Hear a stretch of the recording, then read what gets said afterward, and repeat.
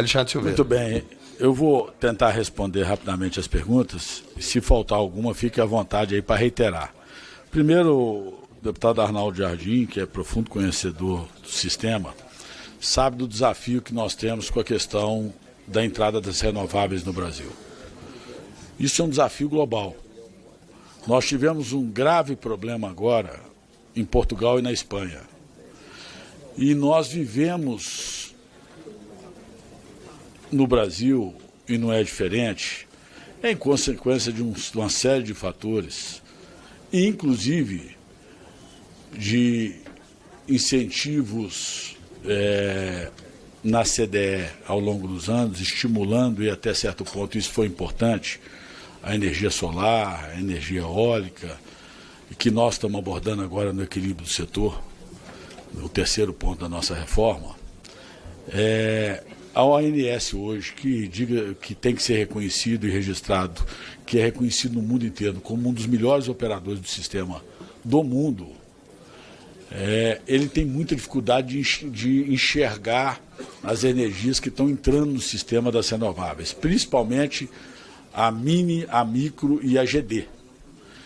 E a entrada, como ela tem sido muito maior do que aquilo que é possível o sistema controlar, nós temos e estamos criando uma estabilidade no sistema. Qual que é a única forma de se solucionar isso? Através de bateria, através de armazenamento. Nós sabemos que isso é muito caro para essa casa discutir esse tema. Houve, inclusive, um grande debate interno no governo se nós abordávamos esse tema de forma mais vigorosa na reforma enviada ou se nós deixávamos essa parte, não do armazenamento, mas de diminuir e regular essa questão da GD pelos nossos parlamentares. E aqui, como eu sei que a gente vai fazer um amplo debate, eu espero, tanto quanto os senhores, deputado Diego Andrade, que essa reforma não seja fatiada como divulgado pela imprensa. O porquê? Porque exatamente para evitar aquilo que o deputado Joaquim Passarinho falou. Eu quero aqui, de forma clara, dizer que a reforma ela foi, e está aqui o Menel, que é presidente do Fórum Nacional, e conhece muito do setor, ela foi feita de forma a ser equilibrada. Nós protegemos o mais pobre, nós protegemos a classe média quando a gente permite e acaba com o oligopólio das distribuidoras de poder só elas escolherem a fonte e só elas poderem vender energia para o mercado regulado. Nós temos 90 milhões de unidades consumidoras no Brasil. Só 90 mil têm liberdade de comprar energia de quem quiser e como quiser. E compram hoje, em média, 22% mais barato que o consumidor regulado. Então, a expectativa nossa é que, com a liberdade do consumidor, e eu quero aqui ressaltar, está aqui o presidente da Câmara de Comercialização de Energia Elétrica, Alexandre Ramos, um profissional de carreira, e que sabe o quanto que nós trabalhamos nesses 2 anos e meio para estruturar a CCE, que é em São Paulo, para exatamente recepcionar a aprovação do segundo eixo da reforma, que é a liberdade para o consumidor.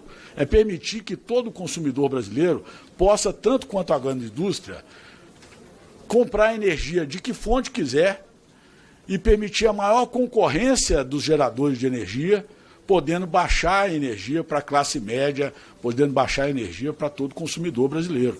Ele podendo ter o mesmo direito que a grande indústria que foi contemplada em 2018, no último ano do presidente Temer.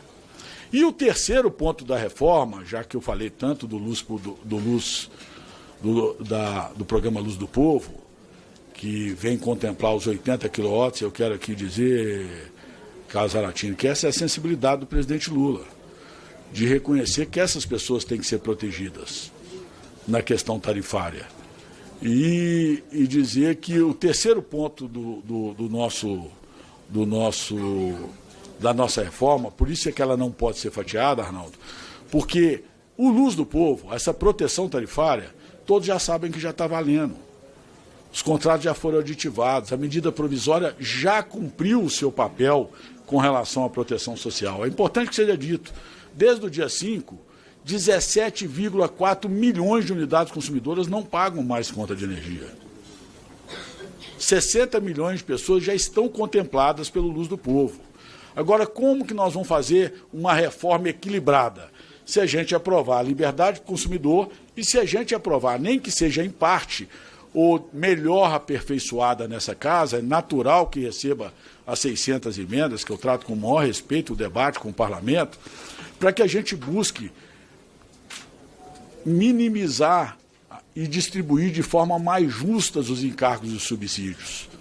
Aí, me permita, deputado Passarinho, não é nós que estamos empurrando mais 4 bilhões na CDE, protegendo o mais pobre, porque exatamente o equilíbrio do setor, ele visa a gente diminuir os subsídios do maior encargo que nós temos na CDE, que são subsídios.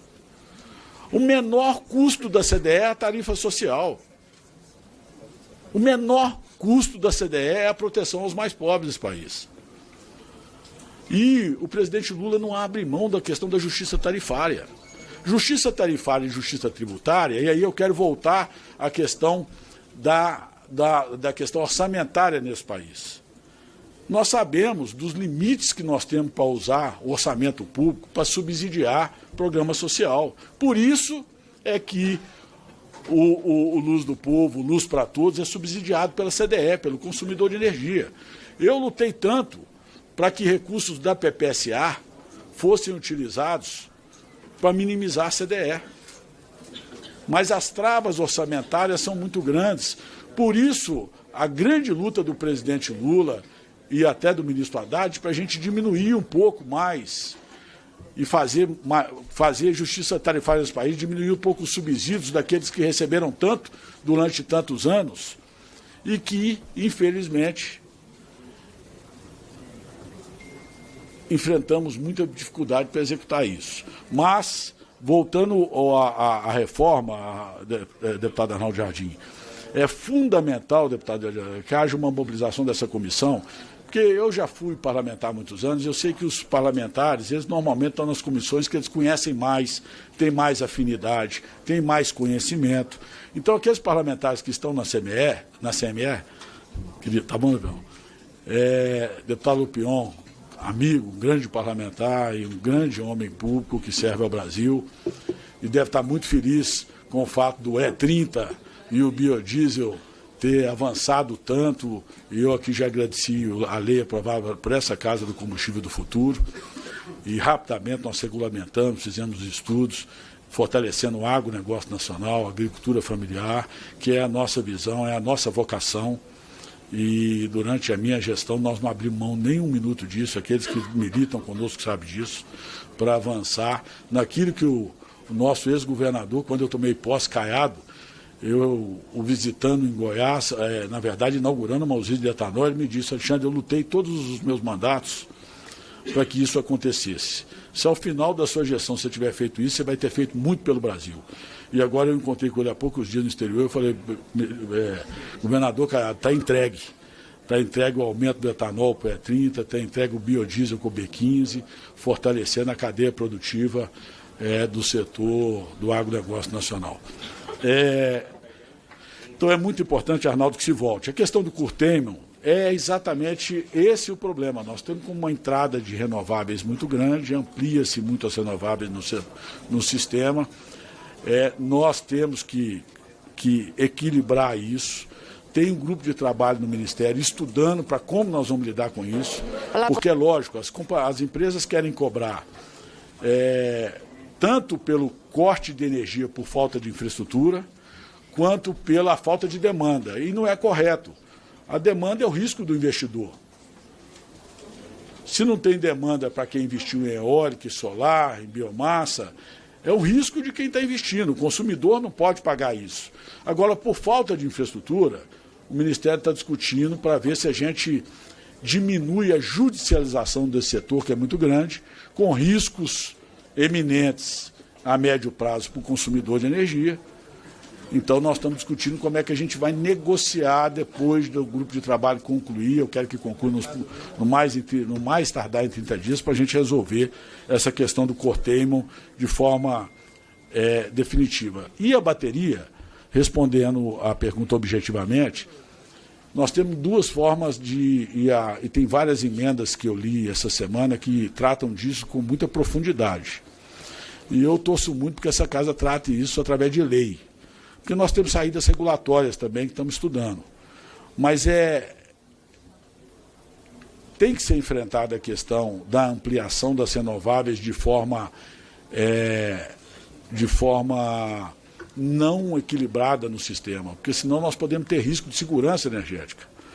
Então, a questão do armazenamento, o primeiro leilão de baterias nós queremos fazer nesse segundo semestre, vai ser o primeiro leilão de baterias da história desse país.